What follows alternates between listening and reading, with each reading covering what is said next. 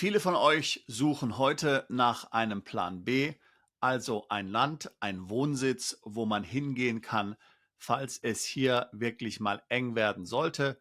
Und in diesem Video wollen wir uns mit 10 Ländern befassen außerhalb der EU, die dafür besonders gut geeignet sind.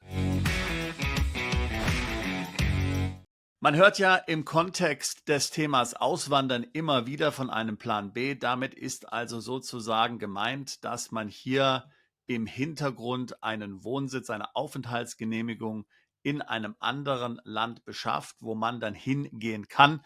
Ich will nicht sagen hinfliehen kann, falls es hier zu Hause richtig ernst werden sollte oder man hier nicht mehr leben will, sei es wegen einer Wirtschaftskrise, Krieg oder was auch immer. Hier ist es nun eben wichtig, dass dieses sogenannte Plan B-Land einige Kriterien erfüllt.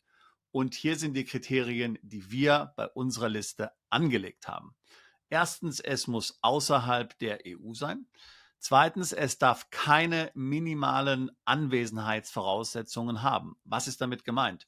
Nun, viele von euch sagen vielleicht, die Schweiz wäre ja das ideale Plan B-Land.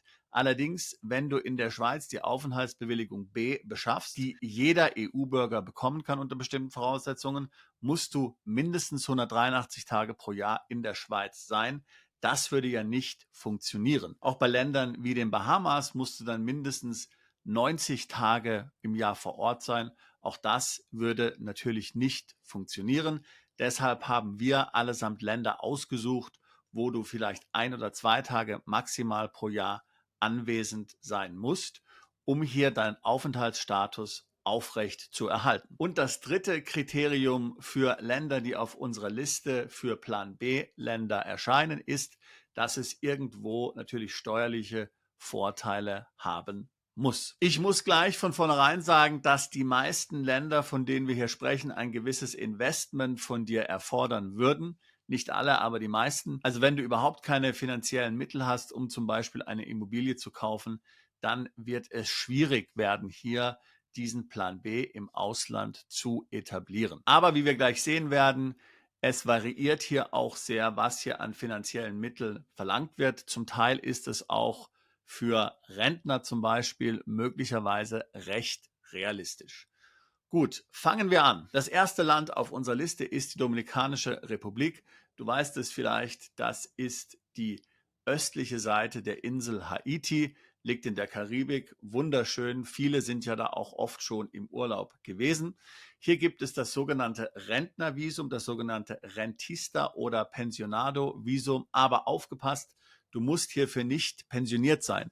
Jeder ab 18 Jahren kann dieses Visa bekommen. Alles, was du hier nachweisen musst, ist, dass du mindestens 1500 US-Dollar pro Monat bekommst. Das kann aber auch von deiner eigenen Firma sein, natürlich auch von einer Versicherung oder von einer Rente oder was auch immer. 1500 Dollar, also tatsächlich nicht sehr viel. Und dann bekommst du hier die Aufenthaltsgenehmigung. Diese Aufenthaltsgenehmigung muss zwar immer wieder erneuert werden, aber solange du die Voraussetzungen erfüllst, sollte das recht angenehm sein. Wie gesagt, es ist nicht notwendig, dass du dich in der Dominikanischen Republik aufhältst. Du hast dieses Visum und solltest du dich irgendwann entscheiden, dann tatsächlich dorthin umzuziehen, steigst du in den Flieger und kommst in deinem neuen Zuhause an. Klingt doch alles ziemlich gut. Unser nächstes Land ist Malaysia. Hier gibt es das My Second Home Program. Du investierst hier umgerechnet 230.000 US-Dollar in malaysische Immobilien und dann bekommst du eine 10-jährige Aufenthaltsgenehmigung. Aber es gibt keine Pflicht, dich dort auch nur einen Tag pro Jahr aufzuhalten, um den Status zu erhalten. Steuerlich auch natürlich interessant, denn sämtliche Auslandseinkünfte sind steuerfrei. Du zahlst nur Steuern auf Einkünfte, die du in Malaysia generierst, was du ja vermutlich nicht haben wirst. Das nächste Land auf unserer Liste ist Mauritius, diese wunderschöne Inselgruppe vor der Ostküste Afrikas. Hier musst du 375.000 Dollar investieren in Real Estate, also in eine Immobilie, und dann bekommst du dort die unbeschränkte Aufenthaltsgenehmigung. Du musst dich einen Tag pro Jahr dort aufhalten. Auslandseinkünfte sind steuerfrei. Rentner können sogar noch einfacher dort ein Visum bekommen, in der Regel sogar ohne Investment. Das nächste Land auf unserer Liste ist Mexiko und Mexiko hat nun wirklich relativ tiefe Schwellen hier, um das Programm nutzen zu können. Um eine Aufenthaltsgenehmigung in Mexiko zu erlangen, musst du entweder umgerechnet $1.400 im Monat Verdienst haben, sei es jetzt durch eine Rente oder durch deine eigene Firma oder irgendwas anderes. Du kannst auch Vermögen haben und Vermögen ist hier nur in geringer Höhe nachzuweisen, nämlich weniger als $25.000. Damit bekommst du dann zunächst für ein Jahr die Aufenthaltsbewilligung und danach wird die Aufenthaltsgenehmigung alle 4 Jahre verlängert. Um jetzt hier die permanente Aufenthaltsgenehmigung zu erhalten, also die unbefristete, musst du einfach ein bisschen mehr verdienen. Hier sind die Nachweise $2.400 im Monat oder knapp $100.000 im Monat Vermögen. Dann bekommst du die unbeschränkte Aufenthaltsgenehmigung für Mexiko. Mexiko ist steuerlich recht interessant. Hast du noch einen Wohnsitz im Ausland, zahlst du letztlich keine Steuern in Mexiko auf ausländische Einkünfte. Auch hier, es sind keinerlei Bedingungen hinsichtlich Aufenthalt in Mexiko gegeben. Du kannst dir diese Aufenthaltsgenehmigung einfach besorgen und wenn du sie brauchst, sie nutzen. Wenn du sie nicht nutzt, ist es auch kein Problem. Das nächste Land auf unserer Liste ist das westafrikanische Land Namibia, eine ehemalige deutsche Kolonie. Hier musst du $365.000 investieren und bekommst dann die unbeschränkte Aufenthaltsgenehmigung.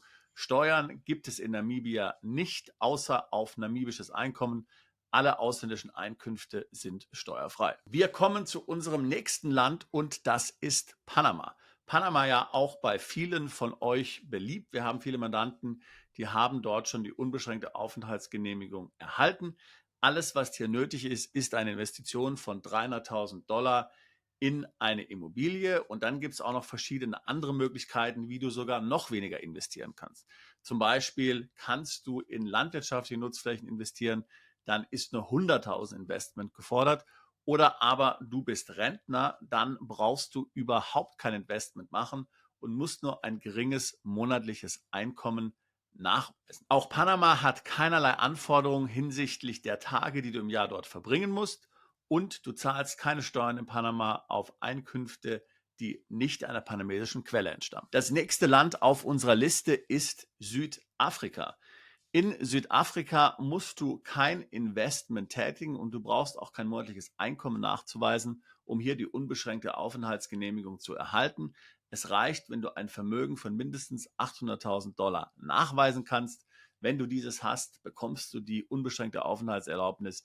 Du musst dich keinen Tag pro Jahr dort aufhalten, wenn du nicht willst. Ich meine, Südafrika gilt als das schönste Land der Welt. Es wäre ja dumm, wenn du es nicht tun würdest, aber du musst es jedenfalls nicht. Auch kann es steuerlich sehr interessant sein. Auslandseinkünfte sind in Südafrika unter bestimmten Bedingungen komplett steuerfrei. Daher steuerlich auch sehr attraktiv. Eins der Lieblingsländer der Deutschen im Ausland ist Thailand. Auch in Thailand kannst du dir mit dem sogenannten Elite-Visum hier ein dauerhaftes Aufenthaltsrecht sichern. Hier gibt es verschiedene Möglichkeiten, verschiedene Beträge, die du bezahlen kannst in Form einer Fee. Das heißt, es ist kein Investment, sondern es ist eben eine Gebühr, die du zahlst zwischen $26.000 und $140.000.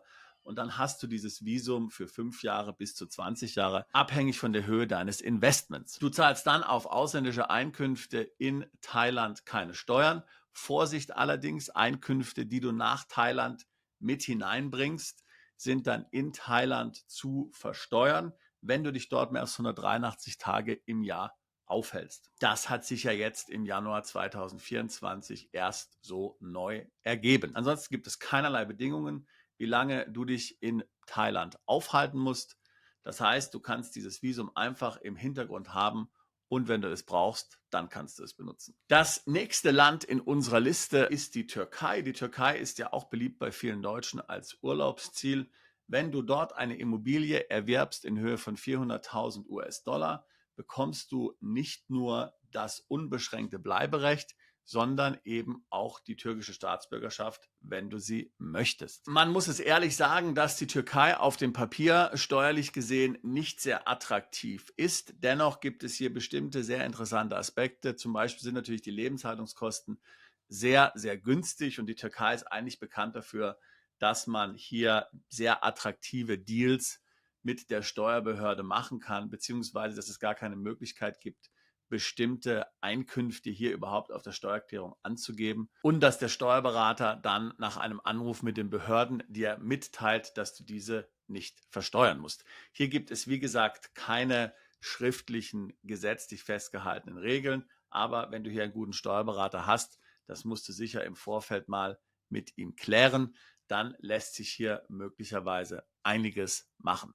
Wie gesagt, Türkei, $400.000, damit bist du dort dabei. Es gibt auch hier keine Anwesenheitspflicht. Das letzte Land auf unserer Liste sind die Vereinigten Arabischen Emirate. Ist ja in den letzten Jahren definitiv eines der beliebtesten Auswanderziele gewesen, insbesondere Dubai. Hier kannst du 550.000 US-Dollar investieren in Real Estate in den Vereinigten Arabischen Emiraten und bekommst dann die unbeschränkte Aufenthaltsgenehmigung. Natürlich, da gibt es auch andere Wege. Du kannst auch eine Firma gründen, dann ist es meistens einfacher, aber wer eben keine Firma gründen will, der muss eben Real Estate erwerben. Steuerlich natürlich auch sehr günstig. Es gibt zwar jetzt auf Ebene der Unternehmen eine Steuer, aber Einkommensteuer ist immer noch bei 0%. Wenn das Thema Auswandern ins Ausland und einen Plan B zu etablieren auch für dich ein Thema ist, würde ich mich freuen, dich im Beratungsgespräch kennenzulernen. Den Link zum Gespräch packe ich mal hier in die Beschreibung des Videos mit hinein.